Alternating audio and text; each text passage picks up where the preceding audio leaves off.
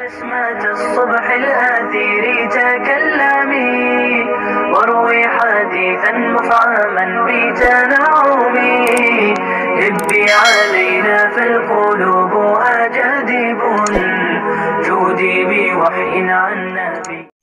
السلام علیکم ورحمۃ اللہ وبرکاتہ. نحمده ونصلی علی رسولہ الکریم، اما بعد فاعوذ باللہ من الشیطان الرجیم. بسم اللہ الرحمن الرحیم. انا نحن نزلنا الذکر وانا له لحافظون. صدق اللہ العظیم.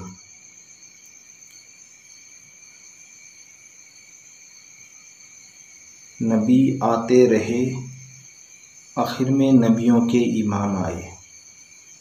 نبی آتے رہے آخر میں نبیوں کے امام آئے، تو دنیا میں خدا کا لے کر آخری پیام آئے.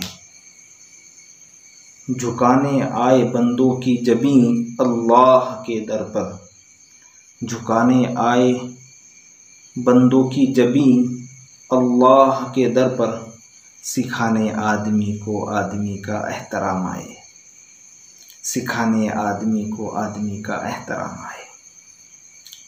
برادران اسلام، میں آپ کے سامنے ایک خاص موضوع پر گفتگو کرنے حاضر ہوا ہوں. حضرات، دوستو، تقریباً اسکول، کالج، مدارس کا جو تعلیمی سلسلہ بند ہے، مدرسوں کی اور اسکولوں کی چار دیواری میں، اس کو تقریباً 6 مہینے ہو رہے ہیں. اور یہ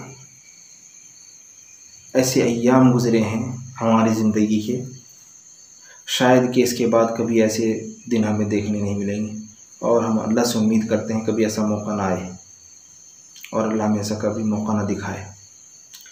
کیونکہ اس زمانے میں امت کا بہت نقصان ہوا ہے. لیکن ابھی کچھ دنوں سے، کچھ مہینوں سے بہت ساری چیزیں آن لاک ہو چکی ہیں، کھل چکی ہیں. جیسے شراب کے ٹھیکے کھل چکے ہیں،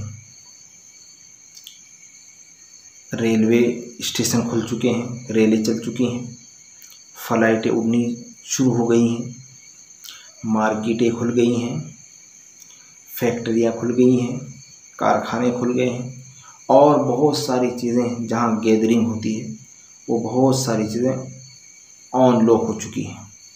لیکن اسکول، مدارس ابھی لاک ڈاؤن ہیں، ان میں لاک لگا ہوا ہے، ان کی 4 دیواریوں میں لاک لگا ہوا ہے، بند ہیں.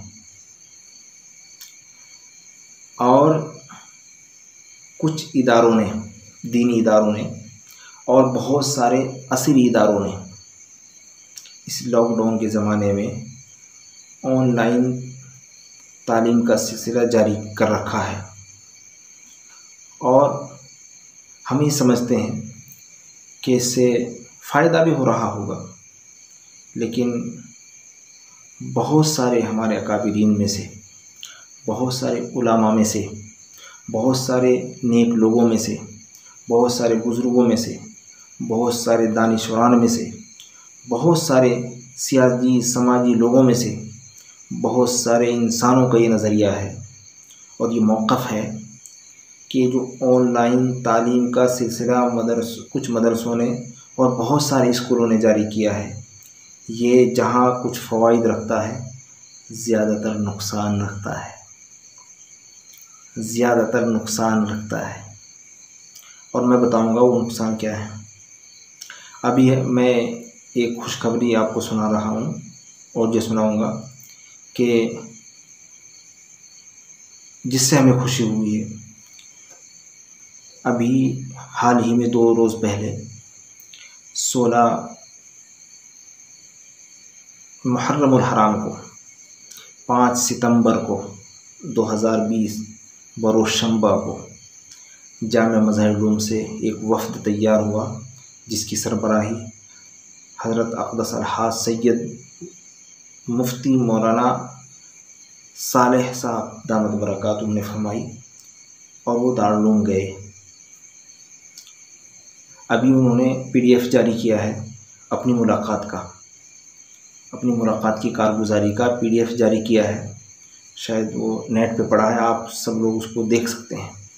और मैंने भी इसको अपने चैनल पे लगाया है, आप देख सकते हैं। देखो ये अभी चल रहा है, वो जो PDF है हमने इसको अब स्क्रीन पे लगाया है। ये इस PDF में ये 6 सफ़े हैं, उन सफ़ों में उन्होंने वहाँ की कारगुजारी लिखी है, आप देख सकते हैं उसको मौका निकाल करके। तो उनका ये कहना है कि हमको ये इत्तला मिल रही थी कि दारुल उलूम वक्फ़ में ऑनलाइन तालीम का सिलसिला जारी किया गया है। तो गोया कि हम ये जानना चाहते हैं कि उनका क्या तरीक़ाकार है और दारुल उलूम का क्या मौक़िफ़ है। लिहाजा वो गए, दारुल उलूम गए, दारुल उलूम वक्फ़ में भी गए, दारुल उलूम देवबंद, यानी दोनों इदारों में गए हैं। जो हमारे लिए रीढ़ की हड्डी की हैसियत जो रखता है, वो हमारे लिए मिसाल है, वो हमारे लिए नमूना है। तो वो वहाँ गए, तो दारुल उलूम वक्फ़ देवबंद में जो उन्होंने सुना था वो यकीनन सही था कि वहाँ ऑनलाइन तालीम का सिलसिला जारी है, वो किसी हद तक ऑनलाइन तालीम दे रहे हैं।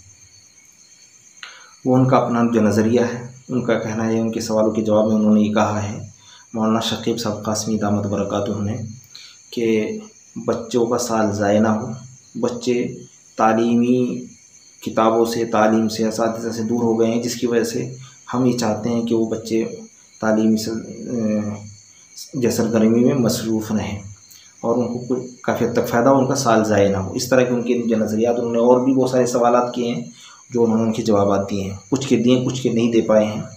लेकिन फिर उसके बाद दारुल उलूम देवबंद में गए, वहाँ के ज़िम्मेदारों से मिले, उन्होंने अपना मौक़िफ़ बयान किया।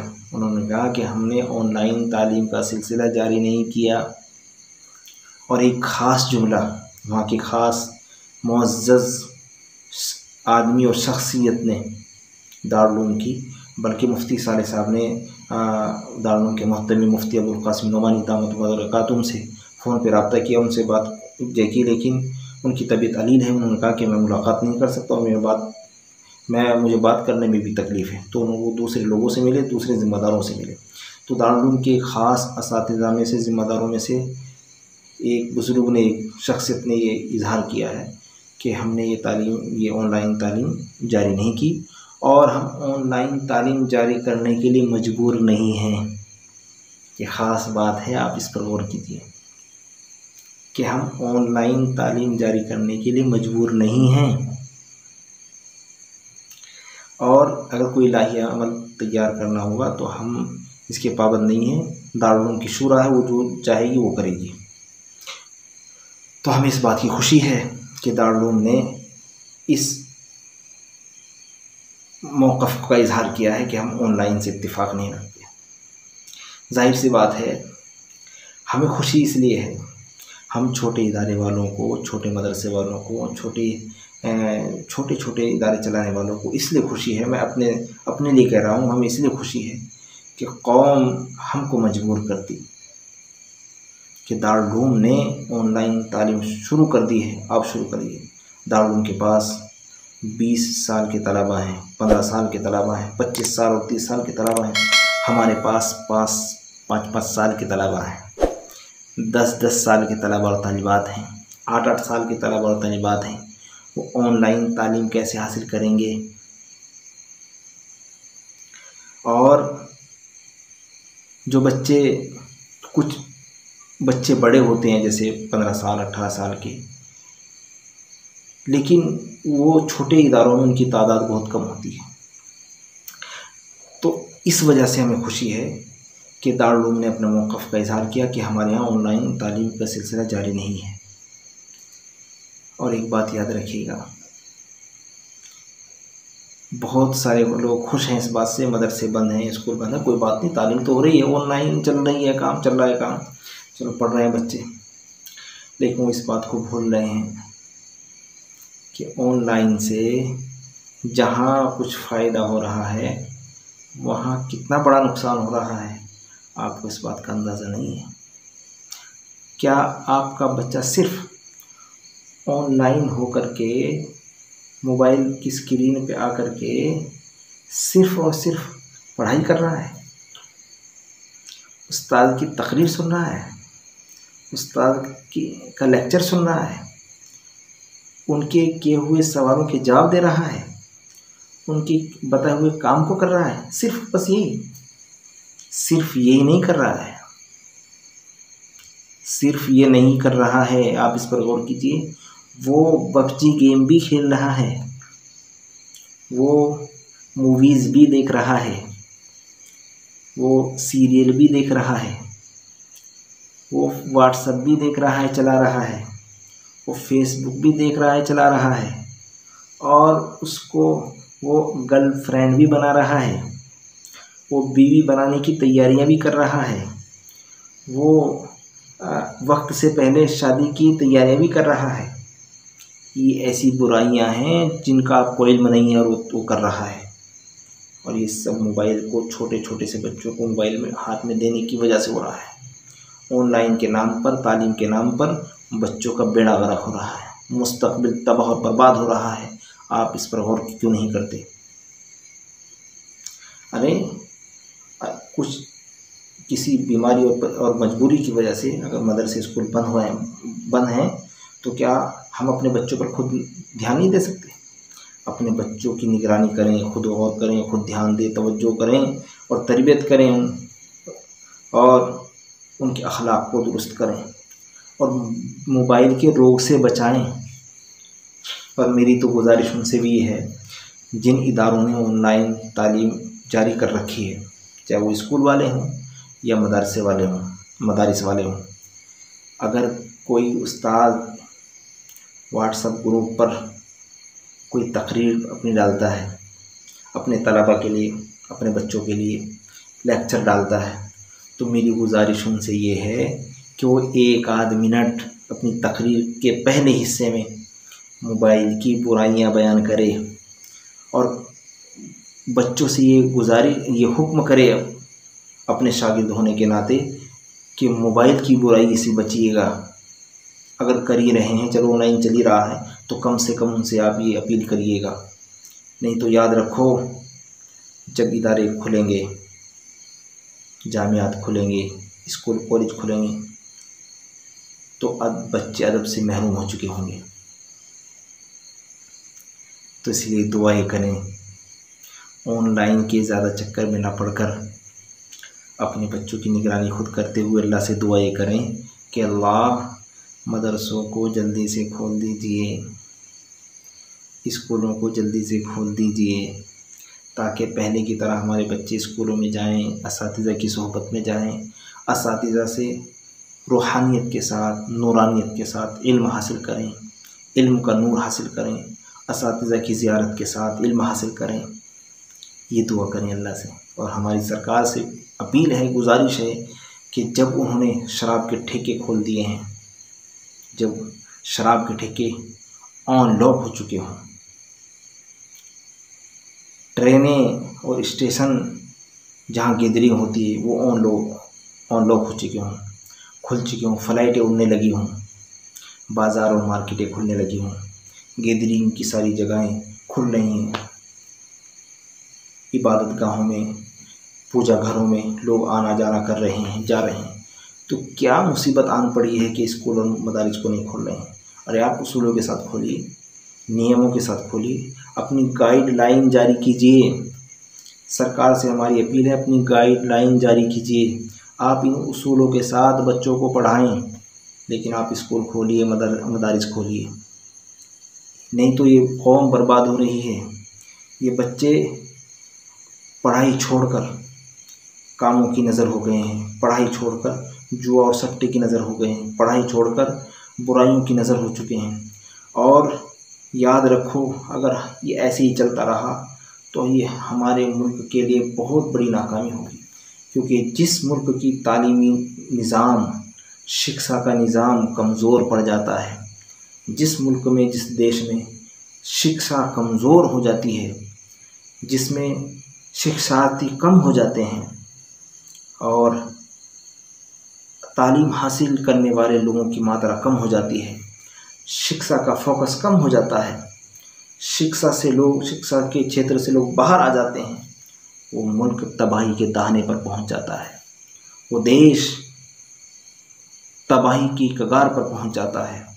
उस देश से उम्मीद नहीं की जा सकती कि वो तरक्की पर आ जाएगा। क्यों? क्योंकि सबसे बड़ी तरक्की का राज एजुकेशन है, इल्म है, तालीम है, और इसमें आने वाली रुकावटें, तालीम में आने वाली रुकावटें, वो सारी की सारी मुल्कों को तबाही की तरफ ले जाती हैं। तो इसलिए ऑनलाइन से मुकम्मल तौर से ये एतमाद के साथ ये बात नहीं कही जा सकती कि हक़ अदा हो रहा है। माँ बाप से पूछिए, वालिदैन से पूछिए, कितने बच्चे ऑनलाइन तालीम हासिल कर रहे हैं और क्या कर रहे हैं। मोबाइल के नाम पर खुराफात कर रहे हैं। तो इसलिए दुआ ये कीजिए, हमारी तो अल्लाह से दुआ ये है कि अल्लाह ताला जल्दी से जल्दी मदारिस को और स्कूलों खोलने का सरकार को सुझाव अता फरमाए, अक़ल और शऊर और समझदारी अता फरमाए कि वो उसूलों और नियमों के साथ स्कूलों को और कॉलेजों को खोल दें। और हम शुक्रगुज़ार हैं मुफ्ती सालेह साहब का, हम शुक्रगुज़ार हैं मुफ्ती सालेह साहब के कि उन्होंने हमारा हौसला बढ़ाया है और दारुल उलूम देवबंद के मौक़िफ़ का इजहार किया है कि उन्होंने ऑनलाइन तालीम को जारी नहीं किया है। हम इस पर उनका शुक्रिया अदा करते हैं, क्योंकि बच्चे इससे मोबाइल के आदी हो रहे हैं और बिल्कुल बहुत बुरी चीज़ों के आदी हो रहे हैं, जिससे बड़ा नुकसान हो रहा है। और याद रखो, एक ख़बर मैं कह रहा हूँ जो मुझे नहीं कहनी चाहिए थी, लेकिन मैं कह रहा हूँ कि जो बच्चे वक्त से पहले शादी की डिमांड कर रहे हैं, वक्त से पहले गर्लफ्रेंड बना रहे हैं, वक्त से पहले निकाह की तैयारियां कर रहे हैं, वक्त से पहले उन सब के लिए कोशिशें कर रहे हैं, और अगर माँ बाप तैयार नहीं होते, माँ बाप उनकी खुशी में खुश नहीं होते, राज़ी नहीं होते, तो वो 15, 16, 17, 18, 20 साल के बच्चे घरों को अलविदा कह देते हैं, भाग जाते हैं। किसी की बच्ची, किसी का बच्चा मिले और चले गए, और फिर ख़ानदान वाले मिलकर चलो कोई बात नहीं, आकर निकाह कर देते हैं। 15, 16, 18 साल के बच्चों की ऐसी शादियां हो रही हैं। आपको अंदाज़ा हुआ है ये कैसे हो रहा है? ये सब मोबाइल की मेहरबानी है। ये सब मोबाइल की मेहरबानी है कि हमने अपने छोटे छोटे बच्चों को मोबाइल का आदी बनाया है। वो उनसे राब्ता करते हैं और बुराइयों में फंस जाते हैं। तो इसलिए अपनी नस्ल को बचाओ। और जिन लोगों का इस पर फोकस है कि ऑनलाइन तालीम होनी चाहिए, दीनी इदारे ख़त्म हो जाएंगे, दीन ख़त्म हो जाएगा, कुरान की तालीम ख़त्म हो जाएगी, अरे भी अल्लाह रब्बुल आलमीन ने फरमाया है, इन्ना नहनु नज़्ज़लना ज़िक्र व इन्ना लहु लहाफ़िज़ून, हमने ही कुरान पाक को नाज़िल किया और हम इसकी हिफाजत करने वाले हैं। क्या वो ऑनलाइन तालीम के ज़रिए से ही कुरान पाक की हिफाजत पर कादिर है? अरे जिस रास्ते से बुराइयाँ ज़्यादा आती हों, हम तो चाहते हैं कि वो रास्ता ही ना अपनाया जाए। कुछ दिन और इंतज़ार कर लें और दुआ करें कि अल्लाह रब्बुल आलमीन हम सबों को ऐसे रास्ते से अच्छाई को हासिल करने की तौफीक अता फरमाए, जिस रास्ते को हमारे बड़े अकाबिरीन, बुज़ुर्ग, उलमा पसंद करते हों, अल्लाह और उसका रसूल पसंद करता हो। हम उस रास्ते से हर अच्छे काम को हासिल करें, इंशाअल्लाह उसमें खैर आती है, बरकत आती है। और एक बात और ये कि जो नूरानियत असातिज़ा की मौजूदगी में, उनकी सोहबत से इल्म की नूरानियत, इल्म का नूर, इल्म की रूहानियत जो मुंतकिल होती है, वो ऑनलाइन से कभी नहीं हो सकती, कभी भी नहीं। तो हम इस पर गौर करें और दुआ करें बस अल्लाह से और सरकार से। और जो लोग सरकार से राब्ता कर सकते हैं, सरकारों से, राज्य सरकारों से, सेंट्रल सरकार से राब्ता कर सकते हैं اور وہ اپنے بچوں نسل و قوم کے لیے گھبرائیں نہیں، ڈرے نہیں. یہ بیماری ختم ہو جائے گی. جس نے اس کو پیدا کیا وہ ختم بھی کرے گا. سب کا مالک ایک ہے، رب العالمین ہے، ایک خالق ہے. اس نے اس کو پیدا کیا وہ ختم بھی کرے گا. اور یہ بات یاد رکھو، جس کی موت ہے وہ مرے گا، جس کی موت نہیں وہ مر ہی نہیں سکتا. لیکن احتیاط برتیں، احتیاطی تدابیر کا استعمال کریں. لیکن جیسے اور ساری چیزیں کھل گئی ہیں، یہ اپیل کریں سرکار سے کہ اسی طریقے سے اصولوں کے ساتھ، پابندی کے ساتھ اسکولوں کو، مدارس کو بھی کھولیے، تاکہ بچے اپنے راستے پر پڑھیں. اور جو راستہ تعلیم حاصل کرنے کا صحیح راستہ ہے، اس راستے سے علم حاصل کریں گے انشاءاللہ. میں امید کرتا ہوں کہ میری یہ باتیں